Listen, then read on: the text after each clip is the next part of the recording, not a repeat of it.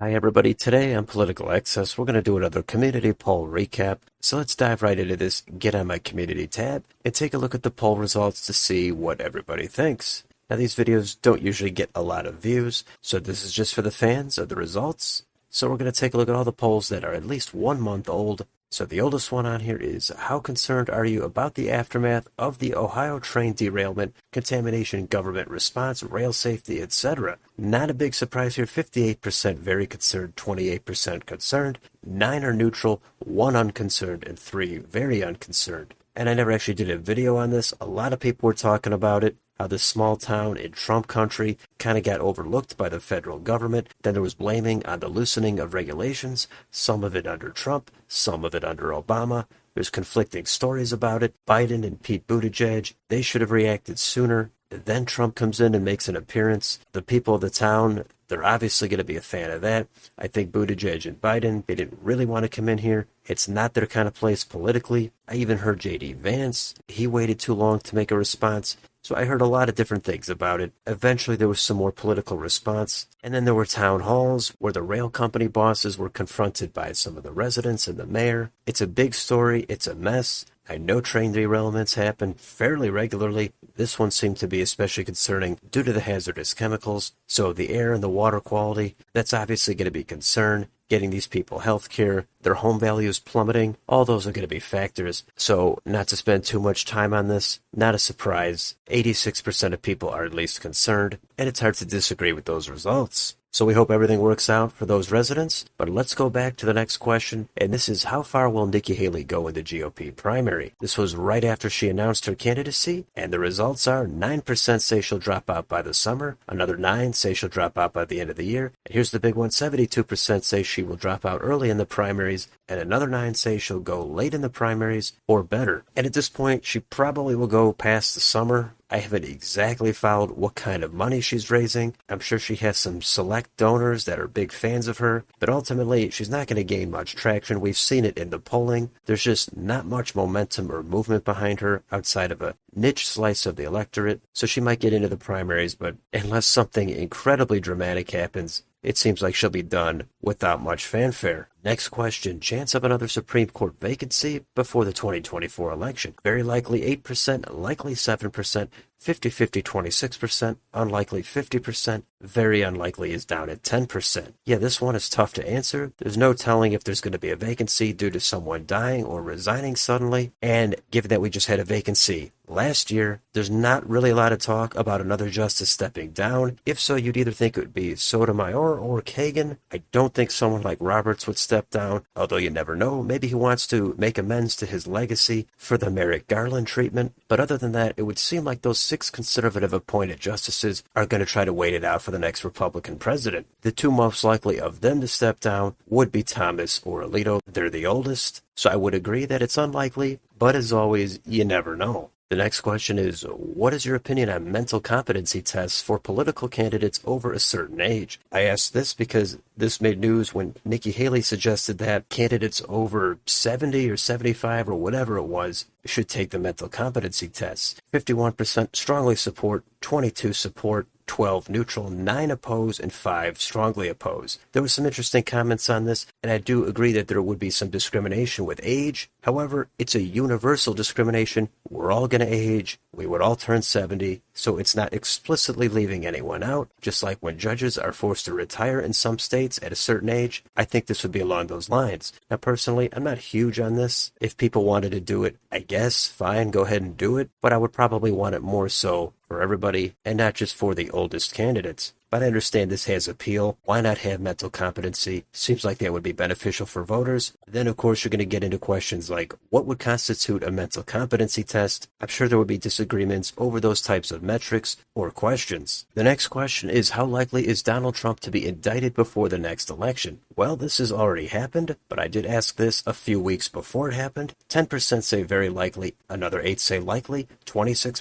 50-50, 36 unlikely, 20% very unlikely. The results are not that surprising. It seems like Trump has dodged political bullet after political bullet. We've heard dozens of times that the thing to take him down is right around the corner, and it just never happens. So I think this is a lot of crying wolf. People were just tired of it and assumed it wasn't actually going to happen. It did happen. We're early in that process. We'll see where it leads. But whoever said very likely or likely, you do get a little bit of credit for being correct. The next question is, how likely is it that COVID originated in a lab? 53% very likely, 20% likely, 16% 50-50, 8% unlikely, only 3% very unlikely. There was news about this back then where I believe it was several of the intelligence agencies gave a lot of credence to that being a possibility. And I think a lot of people already thought that before. It did seem like a lot of the government, a lot of the state did have a vested interest in saying that we should not focus on that. We want to downplay that possibility. And it naturally occurring in a wet market or whatever it was, that was the thing we should focus on. So I think a lot of people felt like something was being hidden. And then with that report, I think that just boosted these results even further. And I would say it's at least likely. Maybe it's very likely. I don't know if we'll ever know with that kind of confidence. Maybe we will. That'd be great. But I think we should have been allowed to at least ask the questions, look into it, and have that be a viable conclusion without any kind of retaliation or feeling like we're doing something wrong. The next question is, chance Ron DeSantis does not run in 2024. 17% no chance, 63% small chance,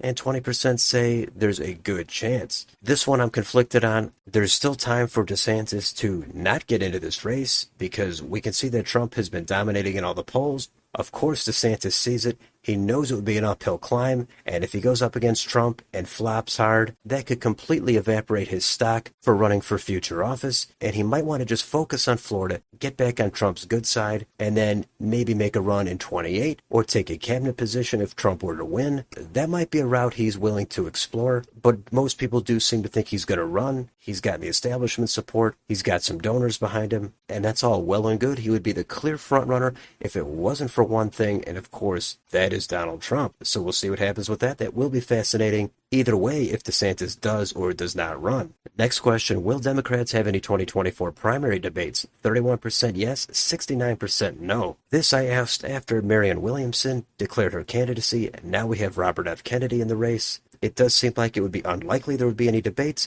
especially after the DNC tried to move the first primary from New Hampshire to South Carolina. It seems like they would do whatever they can to protect Biden. That is, if there's even enough of a challenge to go against him. Williamson, Kennedy, we'll see how they do. They're not polling at nothing, but I think they have a long way to go. However, I would like to see a primary debate. I think they'd be beneficial for voters, beneficial for democracy, however you want to put it, but I would like to see it. And finally, the last question here is, what is your opinion on Tucker Carlson airing additional January 6th video? This one had kind of a split reaction. 47% strongly support, 7% support, 11% neutral, 5 oppose, and 29 strongly oppose. There's definitely some strong opinions in the comments, and I try to word this question as neutrally as I can. It's tough to do because I do want to focus more on the video itself airing and not the narrative Tucker Carlson might be crafting. And it's easy to conflate those two. I'm definitely more supportive of video being aired, pretty much regardless of what the topic is. Of course, there would be some exceptions for some privacy concerns, but for this particular story, we know in the select committee, the Democrats aired all the video that they wanted to air, and it's fine to air that if that's what happened, but then to not be allowed to show some of the other stuff that happened, maybe it raises new questions about the Capitol Police, maybe it shows a little bit different perspective, maybe it's a little less violent than it's made out to be. I would like to have more of a full picture. It doesn't have to change the underlying bad behavior. That should still be there. That should be punished. But I think sometimes there's a lot of people that say they don't want to see anything other than the worst because it's going to create a misleading narrative. I think that does have to be separated out. I think there should be some outlet for additional video to be seen by the public. If you're not a fan of the messenger, that's fine. I understand that. But I don't want to ignore additional video just because of who is presenting it. So there's some strong opinions here. It's great to see, but more people do want to see additional video. Maybe they have different reasons behind it. Maybe they interpreted the question in a different way, but those are the results. And that's another recap here on the community polls. I try to provide a little bit of my own commentary on some of these. I'm not going to share all of my thoughts on it, but I try to recap this the best that I could. So let me know in the comments, Do you enjoy seeing these polls every 3 days? Do you like the variety of topics? And do you like these recap videos? Let me know down below. On your way out, don't forget to like, share, and subscribe. Thanks for watching, and I'll see you next time.